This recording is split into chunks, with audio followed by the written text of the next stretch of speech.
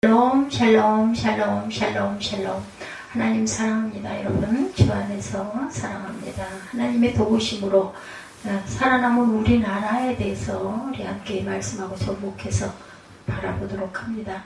16장까지 14장부터 16장까지는 남왕국 유다의 3대 왕이었던 아사의 통치 형국에 관해서 기록되어 있어요. 역대하는 어떤 주인공 어떤 부분들을 다 집중해서 조명을 하죠. 그 중에 14장은 아사왕의 통치 초기 10년 동안 되어진 일들을 서술하고 있다. 아사의 경건과 개혁을 선히 여기신 하나님은 그가 통치하는 유다 왕국을 평안하도록 그렇게 하셨고 구수의 침입조차도 물리치도록 하셨다는 것. 하나님이 하시지 사람이 할 수 있는 게 아무것도 없어요. 그죠? 그래서 왕에 오른 아사가 1절에 나와 있어요.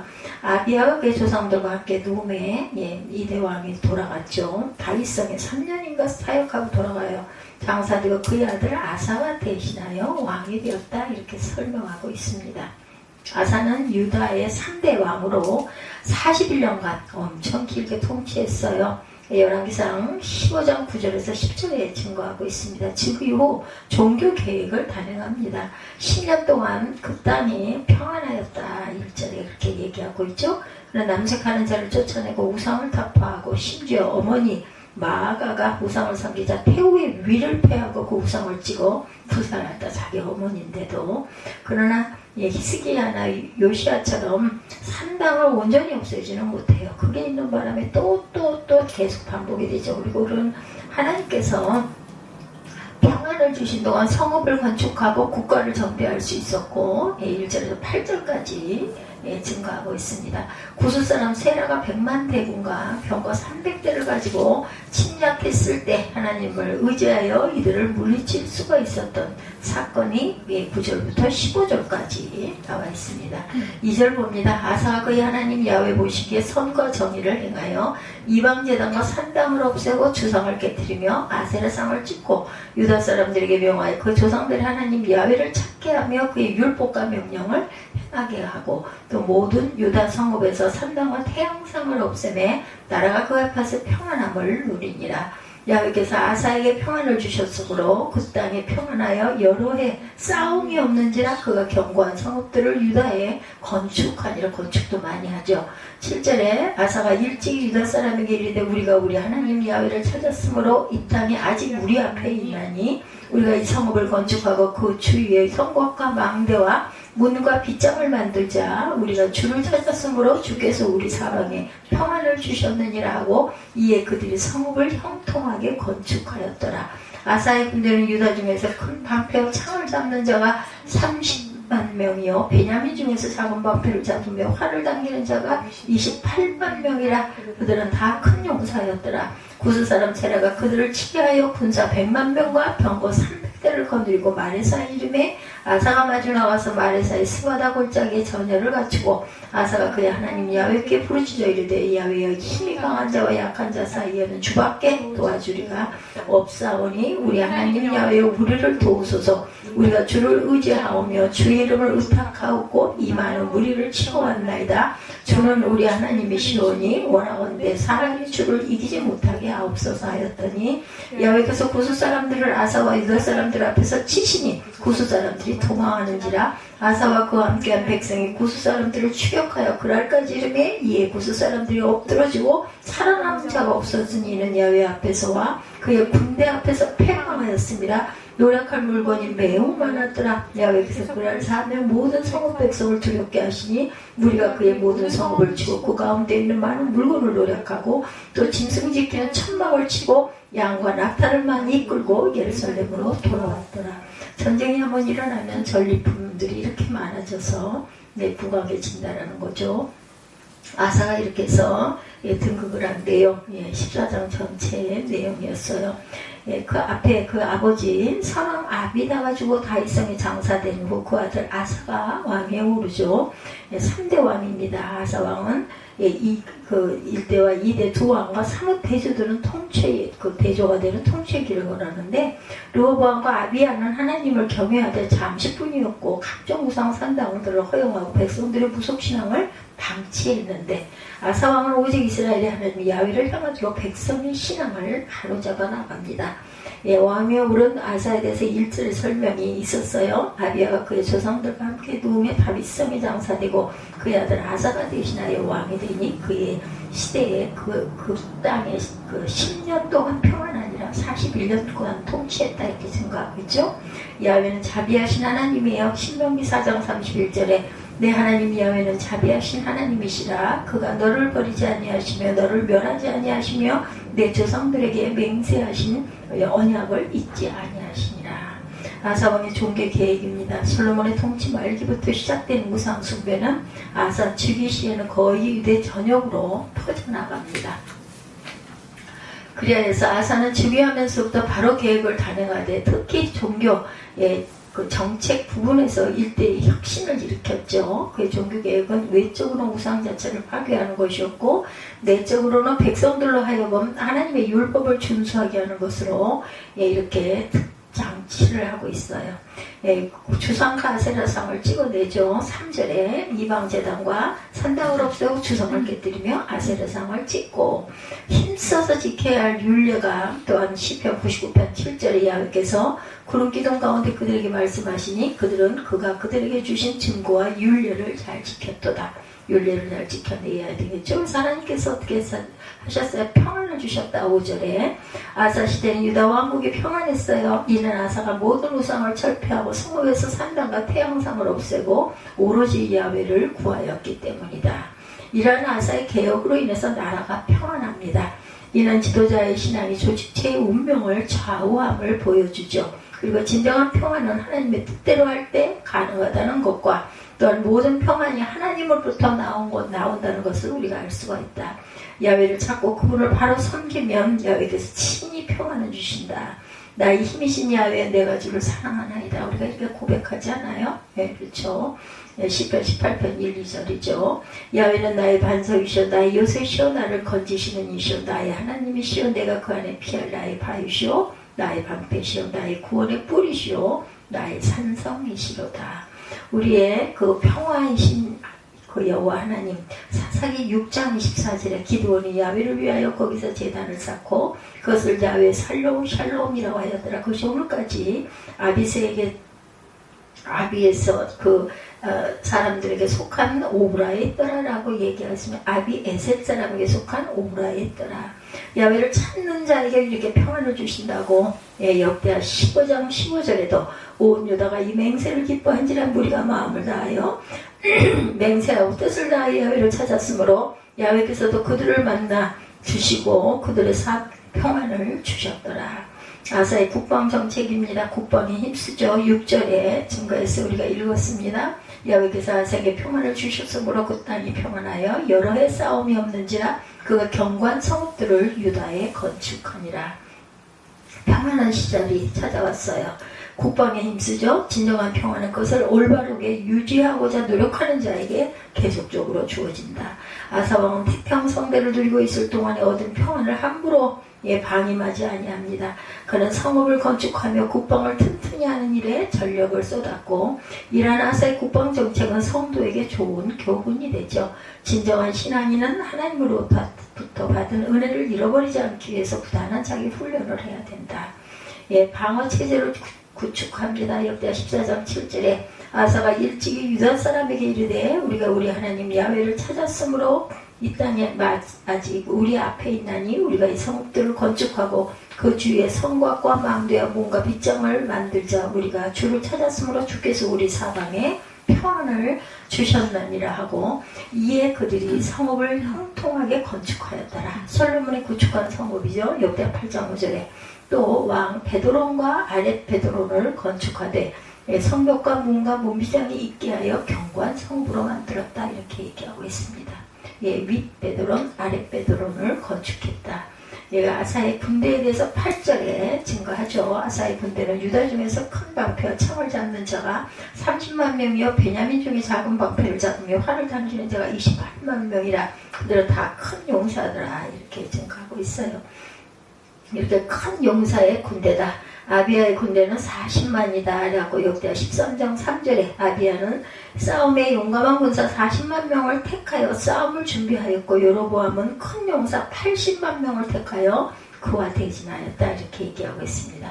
세라의 침공과 아사의 승리가 나오죠. 9절에 아사의 선종과 종교개혁에도 불구하고 유다 왕국은 구스 사람 세라가 이끄는 100만 대군의 침입에 직면하게 됩니다. 100만.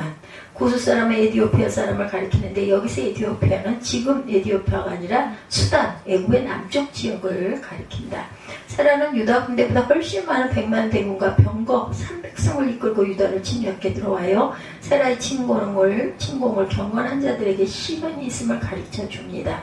세라의 침공 역대 14장 9절 오늘 구스 사람 세라가 그들을 치하여 군사 100만 명과 병거 300대를 거느리고 마레사에 이르렀다. 예루살렘 치러 온 사사의 군대 역대 12장 3절에 그에게 병거가 1200대요 마병이 600명이며 애굽에서 그와 함께 온 백성 곧 리비아와 숫과 구스 사람이 헤아릴 수 없이 많았다 이렇게 증거합니다. 이렇게 기도하죠. 이때 11절에 구스 사람 세라가 100만 대군과 병거 300승을 이끌고 유다를 침공해오자 유다 왕 아사는 하나님께 기도합니다. 그는 강한 자와 약한 자 사이에서 주밖에 도와줄 이가 없다고 하고 하나님께 간구하죠. 자신을 약한 자라고 표현했는데 이는 그의 겸손을 드러내는 말이다. 또한 하나님 앞에서 연약하고 죄인된 자기 자신을 정확하게 알고 있었다는 증거가 되죠. 그리고 아사는 사람으로 주를 이기지 못하게 하옵소서라고 11절에 그렇게 기도합니다. 여기서 사람은 깨어지기 쉬운 존재, 죽을 수밖에 없는 존재라는 의미를 갖고 있어요. 그러므로 아사는 세라의 군대가 100만이 넘을지라도 하나님 앞에서 그들이 하찮은 존재임을 알고 있었다. 이처럼 아사는 이미 승리할 수 있다는 자신감, 중요한 건 이 자신감입니다. 우리가 주눅이 들어서는 안 돼요. 야훼께 부르짖는 아사 14장 10절과 11절입니다. 아사가 마주 나아가 마레사의 그 스바다 골짜기에 전열을 갖추고 아사가 그의 하나님 야훼께 부르짖어 이르되 여호와여 힘이 강한 자와 약한 자 사이에는 주밖에 도와주리가 없나이니 우리 하나님 여호와께서 우리를 도우소서. 우리가 주를 의지하며 주의 이름을 의탁하고 이 많은 무리를 치러왔나이다. 야훼 주는 우리 하나님이시니 원하오되 사람이 주를 이기지 못하게 하옵소서 하였더라. 주를 의지함이 승리의 비결이었다. 역대하 15장 18절이에요. 그가 또 그의 아버지가 구별한 물건과 자기가 구별한 물건 곧 은과 금과 그릇들을 하나님의 전에 드렸더라. 이 헥터 아사왕 제35년까지 다시는 전쟁이 없으려니까 이때 편한 사람들은 얼마나 평안했을까요? 그렇죠? 그래서 아사가 승리하는 부분이 12절에 나타납니다. 아사의 기도를 들으신 하나님께서 구스 사람을 아사와 유다 앞에서 패하게 하세요. 전쟁은 누구에게? 하나님께. 그 하나님께서 공포와 놀림으로 도망가게 하셨으니 그토록 강하게 보이던 구스 군대는 건불과 같이 흩어지게 되었다. 하나님의 능력으로 승리한 결과는 언제나 풍성했죠. 아사와 유다 백성들은 세라와의 전쟁에서 승리함으로 많은 노획물을 얻을 수 있었다. 엄청난 병력만을 믿고 침략을 감행한 세라의 군대는 야훼를 의지한 유다의 군사들 앞에서 여지없이 패하고 맙니다. 이처럼 불신자들은 항상 세속적인 권력, 재력, 명예 등을 의지하나 그것은 야훼 하나님 앞에 아무런 가치가 없는 것들이다. 지금 현실도 그렇죠. 이 교회들이 이러하니 말할 것이 뭐가 있겠습니까? 구세의 침략은 유다에게 승리를 가져다 주었을 뿐만 아니라 많은 노획물까지 차지할 수 있었다. 이처럼 믿음을 가진 자들에게는 고난과 역경이 오히려 유익을 줄 수도 있다. 자기 백성을 위해 싸우시는 하나님이에요. 출애굽기 14장 14절에 야훼께서 너희를 위하여 싸우시리니 너희는 가만히 있을지어다. 10만원 노획물 13절에 아사와 그와 함께한 백성이 구스 사람들을 추격하여 그랄까지 이름에 이에 구스 사람들이 엎드려 주어 살아남은 자가 없었으니 야훼 앞에서와 그의 군대 앞에서 패망하였습니다. 노력한 물건이 매우 많았더라. 그래서 그 사장에서 말씀하시는 그런 내용의 결론, 유다왕 아사가 하나님께 합당한 삶을 살아가자 하나님은 유다에 평안을 주셨다. 사람들이 주는 평안은 일시적이고 참되지 못하는 하나님께서 주시는 평안은 참된 기쁨과 만족을 우리에게 준다라는 거. 그래서 우리는 아사가 걸었던 삶의 발자취를 쫓음으로 주님 보시기에 합당한 삶을 살아서 주께서 주시는 참 평안을 누리고 가시기 바랍니다.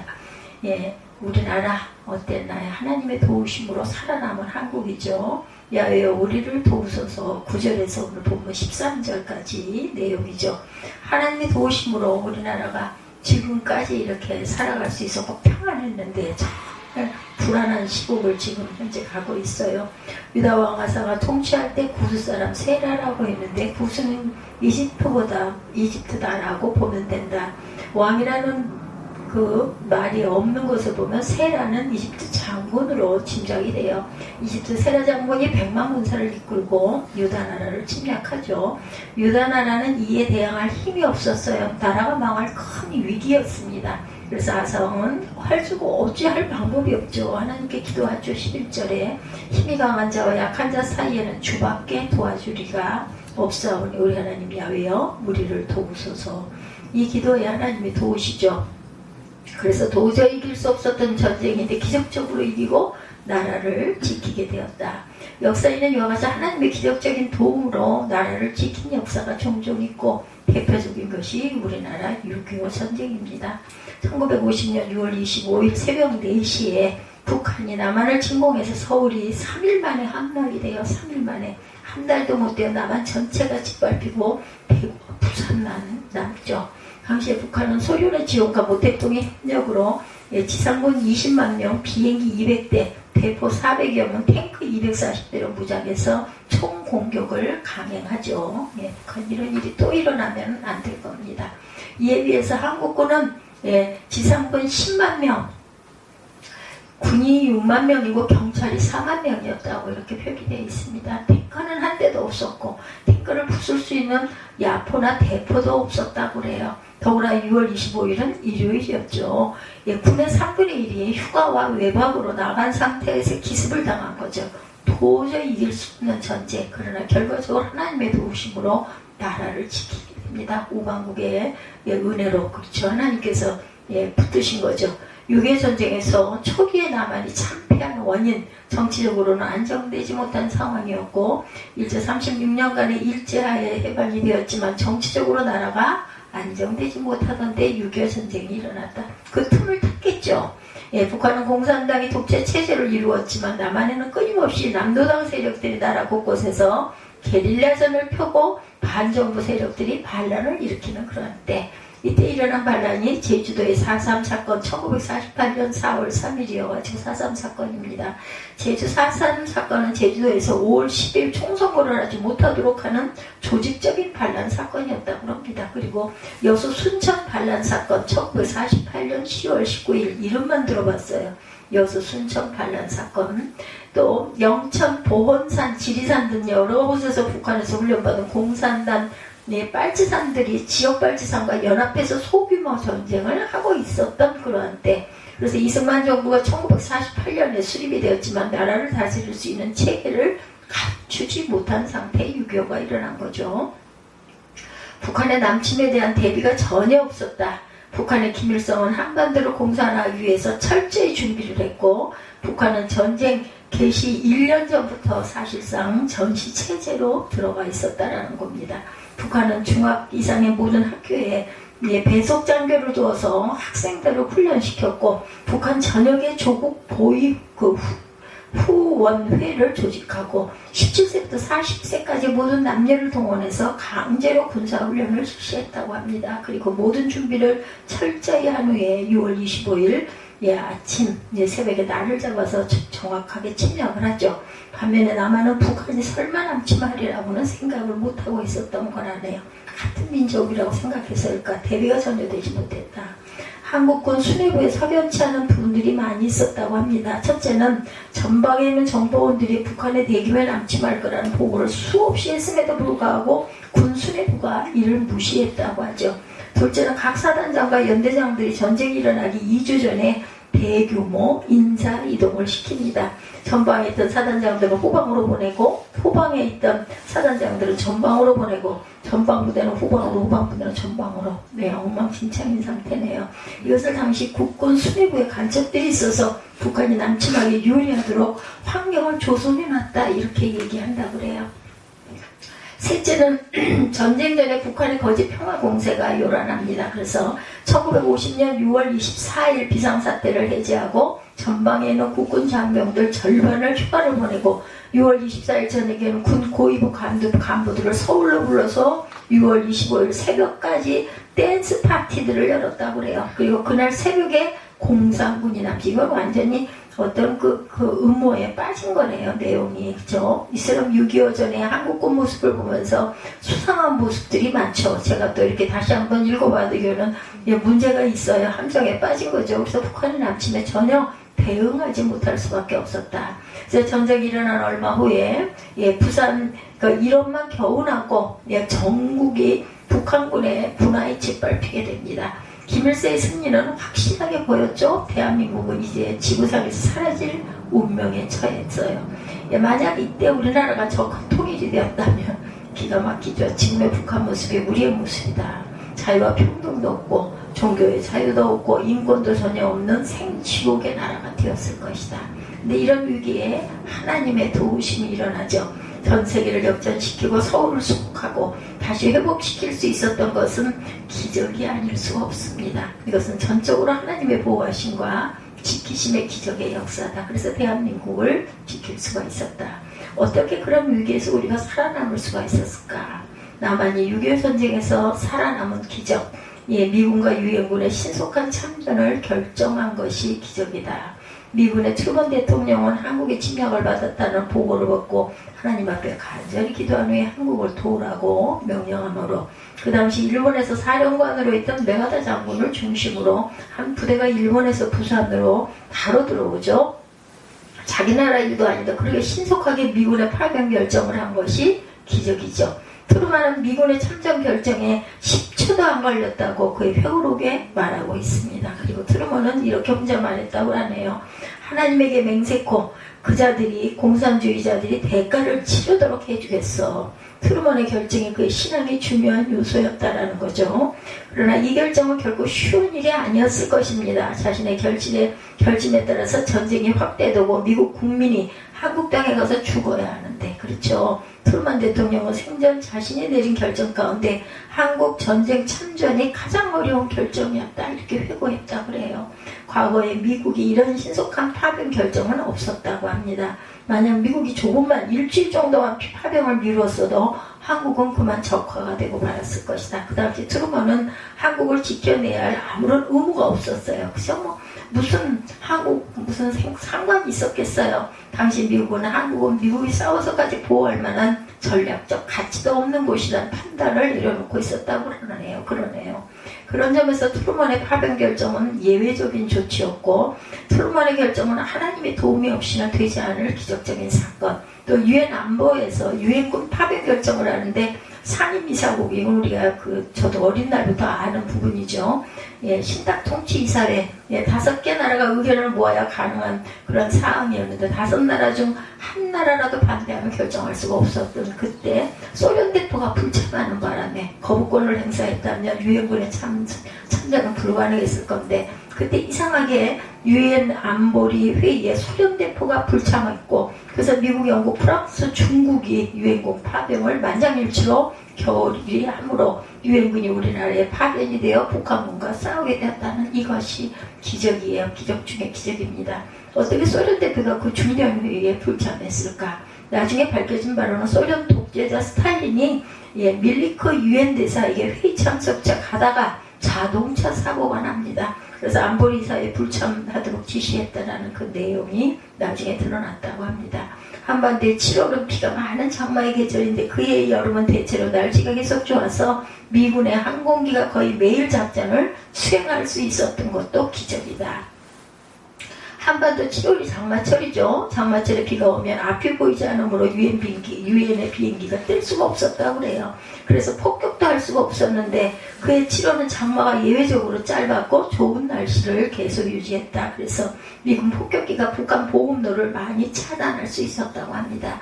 북한군은 보급로가 끊겨 비행기가 뜨는 낮에는 활동을 못하고 밤에 주로 그 지게로 보급을 행하였다고 그래요. 그래서 북한군은 나중에 제대로 먹지를 못해서 사기가 떨어졌고 보급이 안 된 제대로 싸우지 못하게 되고 말았다고 그러죠. 북군이 밀고 올라가는데 큰 역할을 했다고 합니다. 날씨를 주장하신 것이 바로 하나님의 도움.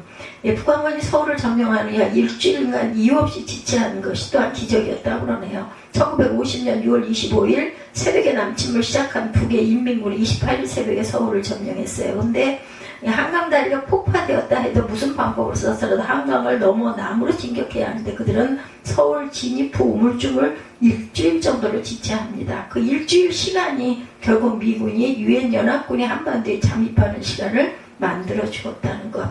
이 북한군의 서울에서 일주일을 지체한 것에 대해서 어떤 역사관이 이유 없는 일을 미스테리라 이렇게 표현했다고 그러네요. 6.25 당시 국군 지휘관이었던 백선엽 장군도 그의 회고록에서 그 이유를 지금도 자세히 알 수가 없다고 하고 있다고 합니다. 그 알 수 없는 지체가 후퇴하는 한국군에게 그 장비를 정비할 수 있는 시간을 주었고 미군이 도착해서 지원할 수 있는 여유를 주게 되었다. 정말 황금 같은 시간 일주일을 벌었기 때문에 반격할 수 있었다는 것. 이것도 바로 하나님의 도운 기적이다. 역사가들은 북한군이 서울에서 일주일 지체한 이유를 추정하고 있습니다. 첫째, 남한의 공산 세력이 불가할 것을 기다렸다는 것. 김일성은 남로당 박헌영이 인민군이 남으로 침공하여 서울을 점령하기만 하면 남한 내 각처에서 북한 동조한 인민군들이 대대적 봉기가 일어나겠다라고 얘기했는데 우리가 싸우지 않아도 남반부는 스스로 무너진다고 진단했다고 그래서 서울에서 일주간을 그래서 기다렸다고 합니다. 그러니까 작전이 실패한 거죠. 김일성 공산당이 서울을 점령하기만 하면 후반에서 남로당 지하 조직원 20만 명이 들고 일어나 이승만 정부와 북한은 이 국군은 무너져버릴 것이라고 판단을 했습니다. 그러나 국군은 기습을 받았지만 항복을 거부하였고 남로당의 폭동은 일어나지 않았다고 그래요. 춘천 그 전투에서 패배가 결정적 요인이라고 추정하기도 한다고 합니다.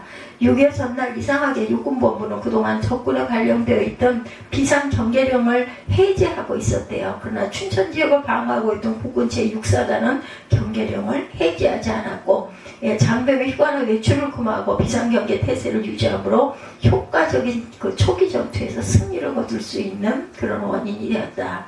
그래서 본래 북한군 계획은 개성으로 내려오는 북한군과 춘천으로 내려오는 북한군이 서울에서 합류해서 남으로 내려가려고 했었는데 그만 이 작전이 실패하게 되죠. 전선의 밸런스를 맞추기 위해서 예정보다 며칠을 기다리게 되었던 이게 바로 빌미였다.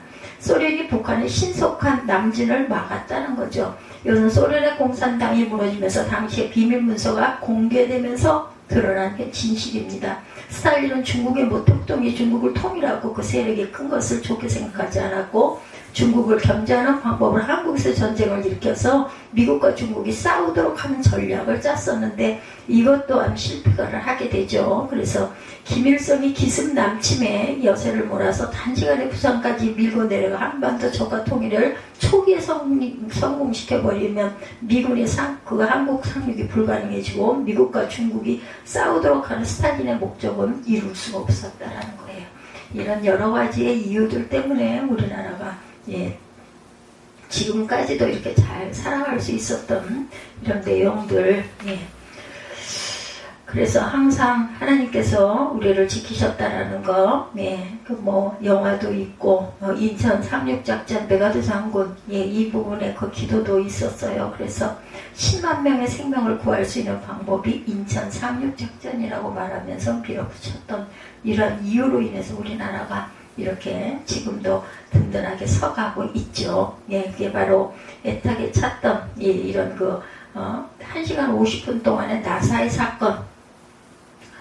당시 특공대 중에 최규봉 대원이 순간 기도했다고 하네요. 하나님 나사를 못 찾겠습니다. 도와주세요. 그 나사 하나가 있었어야 하는데 그걸 발견하게 되죠. 그래서 그것으로 등대를 밝히는데 1시간 50분 동안 등대가 켜지는 바람에 유엔군이 속절없이 후퇴할 때 메가드 장군은 만주 폭격 중국 해안 봉쇄 대만의 장개석 군대 투입 원폭 사용 검토 등을 요구하고 1950년 10월 2일 38선을 통과해서 북진하던 유엔군을 막은 것은 중공군인데 그때 중공군은 40만 명이 투입이 됐다고 합니다. 근데 그 중공군은 이 미국 해병대를 전멸시키기 위해서 20만 명의 중공군을 장진호 주변 산에 삼겨두고 미군이 들어오기만을 기다리고 있었다고 그러죠. 중공군이 개입했음을 깨달을 때는 이미 포위된 후였다고 합니다. 근데 아무도 미군이 성공적으로 후퇴할 것으로는 예상을 못했는데 미 해병대가 중공군의 포위망을 뚫고 성공적으로 부산 원산까지 철수를 하게 됩니다. 그래서 일사후퇴는 이 장진호 전투 때문에 38선 근처에서 유해군이 다시 반격할 수 있는 힘을 가지게 되었다. 우리는 하나님의 은혜를 기억해야 합니다. 오늘 역대 14장에 견주어서 우리 6.25 전쟁에 대해서 살펴봤습니다. 그리고 하나님께 늘 감사해야 되겠다. 내가 할 수 있는 일이 정말 없어요. 그렇죠? 그래서 당시 한국을 도와줬던 나라들의 희생 또한 감사해야 되겠다. 대한민국이 6.25 전쟁에서 살아남은 기적 과연 무엇인가? 첫째, 미군과 유엔군의 신속한 참전을 결정한 것이 기적. 두 번째, 한반도의 7월은 비가 많은 장마 계절인데 그의 여름은 날씨가 좋았다.